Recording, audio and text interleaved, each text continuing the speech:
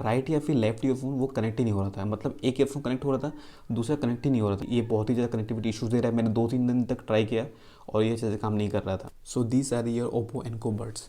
और पता है मैंने ये क्यों लिया? तो आप फ्लिपकार्ट पर देखोगे तो आपको ये पता चल जाए कि मैंने क्यों लिया। अगर आप यहाँ पे देखोगे जो 5 स्टार रिव्यूज़ है, आप यहाँ पे देख सकते हो एवो 60,000 के एवो हमें 5 स्टार रिव्यूज़ मिलते हैं, जो कि एक बहुत ही बड़ा नंबर है किसी भी TWS के लिए इतने अच्छे रिव्यूज़ लेना। तो मुझे भी लगा कि मुझे इसे ट्राई करना चाहिए और मुझे ईयरफोन्स की ज़रूरत भी थी। तो ना यू गाइस में भी वंडरिंग कि मैंने 2022 में ओप्पो एनको बड्स 2 को छोड़ के 1 क्यों लिया। तो इसका भी मैं जवाब दूंगा इसी वीडियो में। तो चलिए स्टार्ट करते हैं। तो अगर मैं इसकी प्राइसिंग की बात करूँ तो ये हमें पड़ता है 1799, अभी शो कर रहा है। मुझे ये 593 का पड़ा, और क्योंकि मेरे पास गिफ्ट कार्ड का तो इसलिए वो माइनस हो चुका है 1000 रुपीज़, और मुझे मिला है 1593 में, जो कि मेरे लिए तो बहुत ही अच्छी डील है। तो मैं आपको बताऊंगा इस वीडियो में कि इसमें क्या क्या प्रोज हैं, क्या क्या कौन से हैं, और क्या ये TWS ईयरफोन्स 1500 के वर्थ के हैं या फिर नहीं है। तो चलिए मैं आपको सारे प्रोज एंड कॉन्स बता रहा हूँ कि इसमें सारे प्रोज एंड कॉन्स क्या क्या हैं। सबसे पहले तो हम बात कर लेते हैं इसके डिज़ाइन के बारे में। तो इसका डिज़ाइन बहुत ही अच्छा लगता है मुझे, पता नहीं क्यों, मुझे बहुत ही कॉम्पैक्ट लगता है। और ईयरफोन्स में आपको ऐसा ही डिज़ाइन चाहिए जो कि आप अपने पॉकेट में रख सको और आप कंफर्टेबली घूम सको। जैसे कि मैंने पहले भी देख सकते हो, मेरा जो ईयरफोन था ये भी छोटा ही था, जो कि एप्पल एयरपोर्ट्स की तरह दिखता है। तो इसे आप क्या करते हो, अपने पॉकेट में रख सकते हो और कहीं भी इसे लेके जा सकते हो, जो कि बहुत कंफर्टेबल लगता है मुझे। उसके बाद हम बात करते हैं इसके सेकंड प्रो के बारे में। पहले प्रोस को डिस्कस कर देता हूँ। तो इसका जो सेकंड प्रो है वो है इसका जो ईयरबड आप देख रहे हो। तो ये में जो टच पैड है ये बहुत ही रिस्पॉन्सिव, मैं कहता हूँ ना बहुत ही रिस्पॉन्सिव। मैंने इससे पहले भी मैंने इसे यूज़ किया था और मुझे लगता है कि ये इतना अच्छा नहीं था, क्योंकि ये फर्स्ट जनरेशन था शायद इसलिए। लेकिन इसका जो टच सेंसर है बहुत ही ज़्यादा रिस्पॉन्सिव है। मैं जितनी बार भी इसे ट्राई करता हूँ निकालने की, ये मिसटच बहुत करता है। मैं जितनी बार भी इसे निकालने की ट्राई करता हूँ तब या फिर म्यूज़िक प्ले होता है या फिर नेक्स्ट म्यूज़िक प्ले हो जाता है या फिर नया वीडियो चल जाता है, तो प्रॉब्लम तो देता है जब आप निकाल सकते हो। लेकिन इसका जो टच रिस्पॉन्स है बहुत ही अच्छा है, बहुत ही क्विक है, बहुत ही अच्छे से काम करते हैं। आपको ज़ोर से टैप करने की ज़रूरत नहीं है, ऐसा करने की ज़रूरत नहीं है आपको।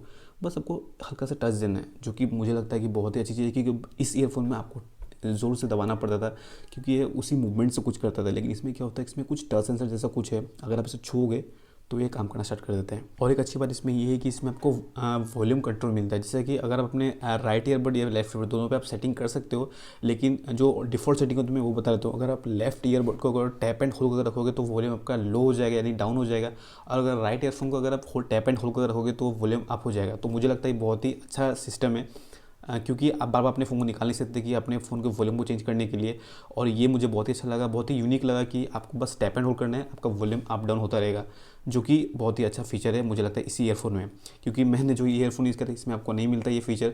इसके लिए आपको फ़ोन उठाना ही पड़ता है या फिर गूगल असिस्टेंट को बोलना पड़ता है वॉल्यूम कंट्रोल के लिए। तो चलिए इसके बाद हम बात कर लेते हैं थोड़ा एक मेजर फीचर के बारे में, जो कि इसकी साउंड क्वालिटी।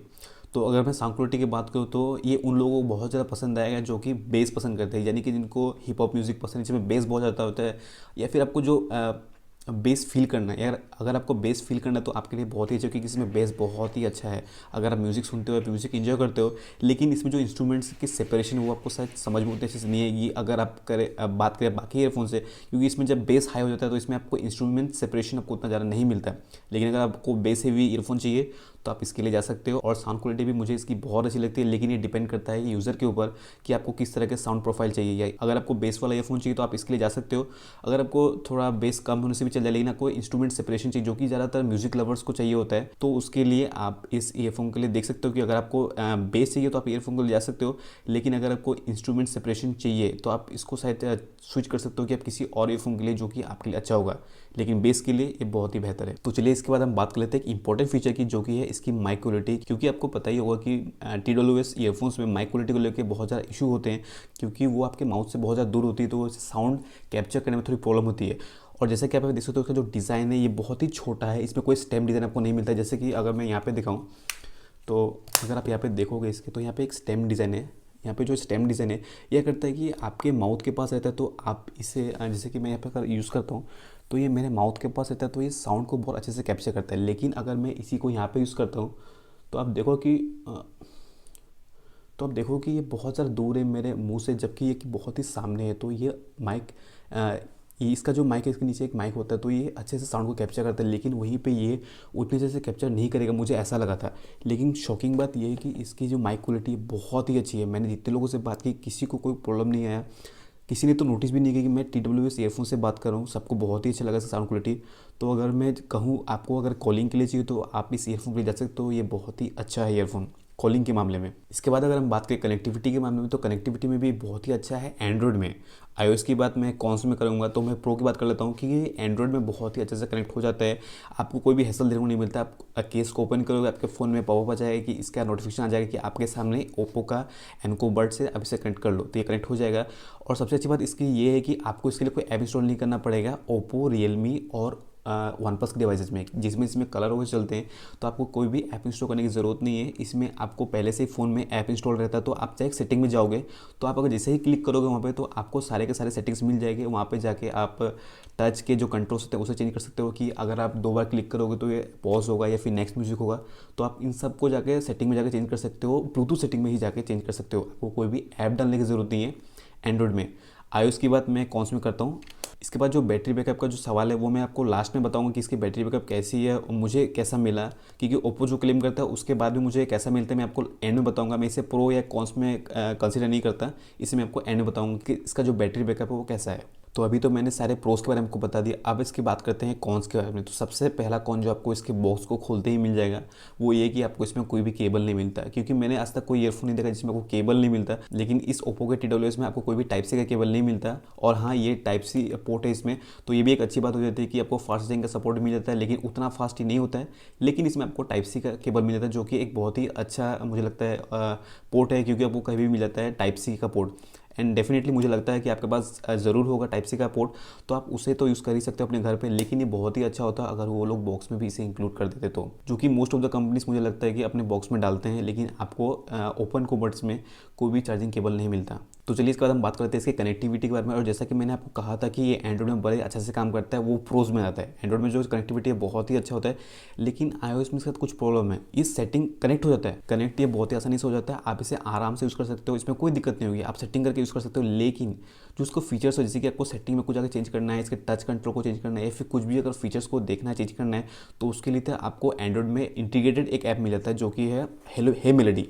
लेकिन वो आपको रियलमी, ओप्पो और वन प्लस में पहले से मिलता है, क्योंकि उसमें कलर ओएस है। तो कलर ओएस से इसका इंटीग्रेशन होता है, तो आप उसको सेटिंग में जाके खोल सकते हो। इन सब फोन्स को छोड़ के इन्होंने iOS या फिर बाकी जो डिवाइसेस जैसे कि सैमसंग हो गया या फिर रेडमी के डिवाइसेस, उन सब डिवाइसेस के लिए इन्होंने एक ऐप निकाला है जिसका नाम है हे मेलोडी। आप इस ऐप को इंस्टॉल करके इस ईयरफोन कनेक्ट कर सकते हो, जो कि मुझे लगता है कि सारे के सारे एंड्रॉइड फोन्स में बहुत सही काम करता है। लेकिन मुझे पता नहीं कि ये iOS में अच्छे से काम नहीं कर रहा है। मैंने बहुत ट्राई किया, आप यहाँ पे देख सकते हो, मैंने बहुत बार ट्राई किया इसे कनेक्ट करने का।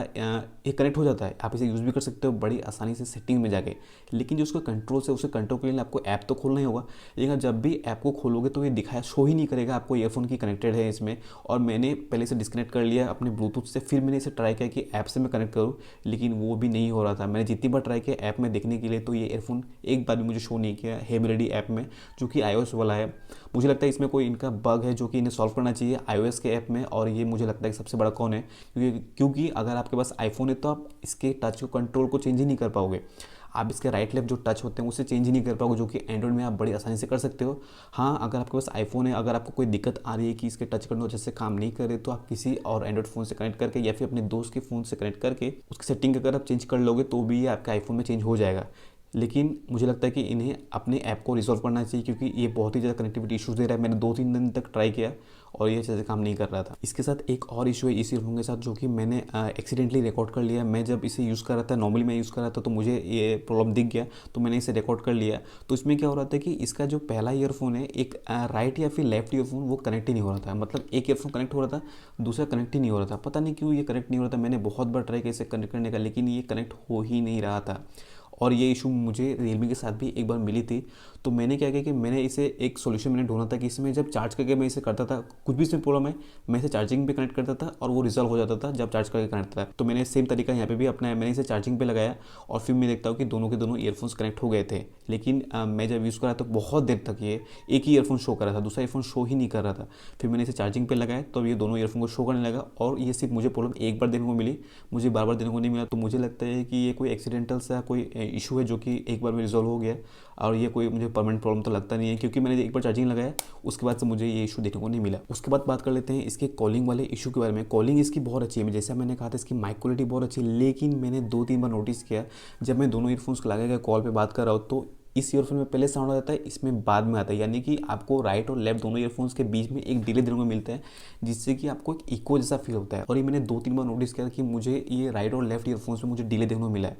तो ये तो लगता है मुझे एक इशू है, क्योंकि ये एक बार मुझे सिर्फ नहीं मिला, इसे मैंने बहुत मल्टीपल टाइम्स मैंने इसे फेस किया है इस इशू को, कि राइट और लेफ्ट ईयरफोन्स अलग अलग डिले में चल रहे हैं। जैसे कि मुझे कोई बोल रहा है हेलो, तो पहले राइट ईयरफोन में हेलो चल रहा है, फिर उसके बाद लेफ्ट ईयरफोन में, जिससे कि मुझे इको लग रहा था। तो मैंने क्या किया कि कॉल को एक बार कट किया, फिर से जब मैंने कॉल किया तो इशू रिजॉल्व हो गया। लेकिन ये इशू मुझे मल्टीपल टाइम्स फेस करना पड़ा, जहाँ पे मेरे राइट और लेफ्ट ईयरफोन्स के बीच में डिले आ गया था। तो चलिए इसके बाद हम बात करते हैं इस ईयरफोन के बैटरी के बारे में, जो कि मैं कहा था कि मैं बाद में बात करूँगा। तो इसकी जो बैटरी है, ओप्पो क्लेम करता है कि इसमें आपको टोटल 24 आवर्स की बैटरी बैकअप मिलेगा आपको इस ईयरफोन में।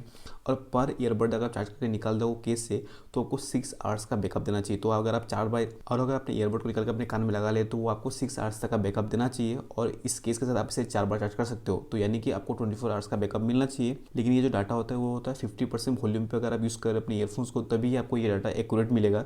लेकिन मैंने इसे ऑलमोस्ट 90 या फिर 100% पे मैंने यूज़ किया, क्योंकि मैं इसे टेस्ट कर रहा था। तो मुझे ये ऑलमोस्ट 4.5 to 5 आवर्स ही मुझे मिला है। मुझे लगता है कि इतना ही मुझे मिला इसका बैकअप पर चार्ज में। तो ये आपको ऑलमोस्ट 20 आवर्स तक तो मिल ही जाएगा जैसे भी हो। तो आपको 20 आवर्स तक का बैकअप मिल जाएगा इस ईयरफोन से। ओप्पो क्लेम करता है 24 आवर्स अगर आप 50% पे यूज़ करते हो तो। लेकिन मैंने जब इसे यूज़ किया तो 80-90 पे चल रहा था वो चार्ज, या फिर 100 पे भी था कभी कभी। तो ये मुझे बैकअप दे रहा था 4.5 आवर्स to 5 आवर्स का मुझे बैकअप मिल रहा था। तो इससे आप अंदाजा लगा सकते हो कि आपको 20 आवर्स तक का बैकअप मिल जाएगा। तो इसके बाद हम बात कर लेते हैं इस ईयरफोन के चार्जिंग टाइम की, यानी कि इस केस की जो चार्जिंग टाइम है मैं उसकी बात कर रहा हूँ।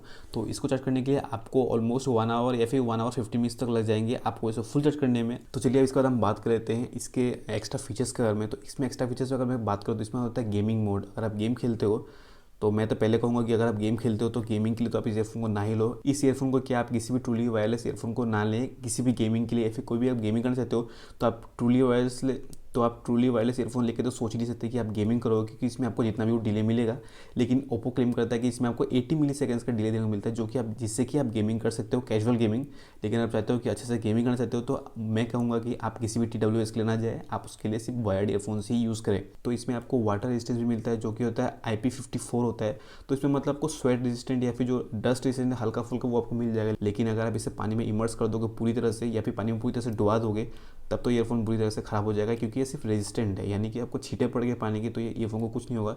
लेकिन अगर आप इसे डुबा दोगे पानी में तो उससे तो दिक्कत होने वाली है इस ईयरफोन को। और अगर हम बात करें इसके डिज़ाइन के बारे में या फिर इसकी बिल्ड क्वालिटी के बारे में, तो इसकी बिल्ड क्वालिटी बहुत ही अच्छी है, मुझे बहुत ही पसंद है इसका बिल्ड क्वालिटी। लेकिन एक प्रॉब्लम मुझे इस बिल्ड क्वालिटी में ये लगा कि इसका जो कैप है या फिर जो ढक्कन है, ये थोड़ा अगर आप देखोगे थोड़ा हिलता है, या फिर आपको कुछ साउंड सुनने को मिलेगा, जो कि मैं आपको यहाँ पे दुख सुना देता हूँ। तो क्या आपने सुना? तो ये जो ऊपर का जो ढक्कन है, ये बहुत ही हल्का सा माइन्यूट सा, ये थोड़ा सा मुझे लगता है कि फ्लिमजी फील होता है ना कुछ। जब आप बंद करते हो ओपन करते हो, ये बहुत ही अच्छे से काम करता है। तो ये बहुत ही क्लिकी साउंड करता है, जो कि बहुत ही अच्छा लगता है मुझे। लेकिन ये हल्का सा एक ट्विस्ट आपको देने को मिलेगा, हल्का सा थोड़ा ट्विस्ट हो जाता है, थोड़ा सा फ्लिमजी है। लेकिन मुझे लगता है कि इस प्राइसिंग के लिए बहुत ही अच्छा है, क्योंकि इस प्राइस में इतनी अच्छी बिल्ड क्वालिटी भी नहीं मिलती आपको किसी भी ईयरफोन्स में। So the final question is, क्या आपको इस ईयरफोन लेना चाहिए, और क्या ये 1500 रुपीज़ वर्थ हैं आपके लिए? तो मुझे लगता है कि आपको डेफिनेटली इस ईयरफोन को लेना चाहिए, क्योंकि अगर आप फ्लिपकार्ट पे ही अगर इसके रिव्यूज़ देखोगे 60,000 प्लस 5 स्टार इसे रिव्यूज़ हैं। बहुत ही बड़ी बात है ये। तो इसमें कुछ तो ऐसा अच्छा होगा कि लोगों ने इतना इसे 5 स्टार रिव्यू दिया और इतने लोगों ने इसे परचेज़ भी किया। मुझे पता है यूट्यूबर्स ने बहुत ज़्यादा प्रमोट किया इसे, लेकिन इसमें कुछ अच्छा होगा तभी तो 60,000 लोगों ने इसे 5 स्टार रिव्यू दिया। तो इसीलिए मुझे लगता है कि इस अमाउंट के लिए, तो मुझे लगता है कि इस अमाउंट के लिए 1700 या फिर 1500 में शायद आपको मिल जाएगा। किसी भी ऑफर में, कोई भी रेगुलर ऑफर आता है उसमें आपको ये 1500 में मिल ही जाएगा। तो मुझे लगता है 1500 के लिए ये बेस्ट ईयरफोन्स है, क्योंकि अगर ये 1 साल भी या फिर 1.5 साल भी चल गए तो आपके पैसे वसूल हैं। क्योंकि ये और कितना ही चला लोगे आप इस ईयरफोन को, क्योंकि इसकी बैटरी तो डैमेज होने वाली है। तो 1.5 से 2 साल इसकी बैटरीज रहेगी। और मुझे रियलमी के ईयरफोन्स और अगर चाहते हो कि आप रियलमी के ईयरफोन्स लो, तो मैं तो मना ही करूँगा कि आप रियलमी के ईयरफोन्स ना लो, क्योंकि मैंने लिया था इसे 4000 रुपीज़ पे करके, और ये बिल्कुल बेकार निकला। इसके टच कंट्रोल्स काम करना बंद कर दिए थे 2 महीने में से। 2 महीने में इसके टच कंट्रोल्स में प्रॉब्लम मुझे देखने को मिल गया था।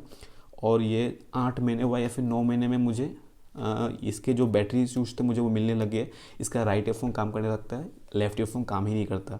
और इसकी वारंटी होती है 6 मंथ्स की। तो मैं तो 8 मंथ्स में इसे क्लेम नहीं कर सकता था, और ये बेकार हो गया, क्योंकि इसका एक ईयरफोन काम करता है और दूसरा काम नहीं करता। और अब इसकी लाइट देखोगे यार, इसका अगर मैं लाइट दिखाऊँ तो अगर आप देखोगे बहुत गंदा लगता है अगर आप ध्यान से देखोगे इसे, लेकिन वहीं पे ये बहुत ही एलिगेंट लगता है। ये डॉट, छोटा सा डॉट आप देख रहे हो ना, ये बहुत ही एलिगेंट लगता है यहाँ पे अगर आप देखोगे, जबकि ये अगर आप खोलोगे जैसे आप देखोगे यहाँ पे तो बहुत ही गंदा लगता है।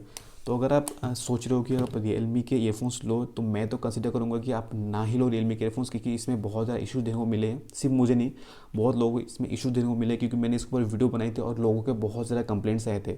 तो मैं कहूँगा कि अगर आपको रियलमी के ईयरफोन्स लेना है तो आप स्विच कर दो, ओप्पो के किसी भी ईयरफोन में चले जाओ, क्योंकि ओप्पो एक बड़ी कंपनी तो अच्छे से हैंडल कर लेती है, लेकिन रियलमी थोड़ी छोटी सी कंपनी है, तो मुझे लगता है वो लोग इतने अच्छे से हैंडल नहीं कर पाते।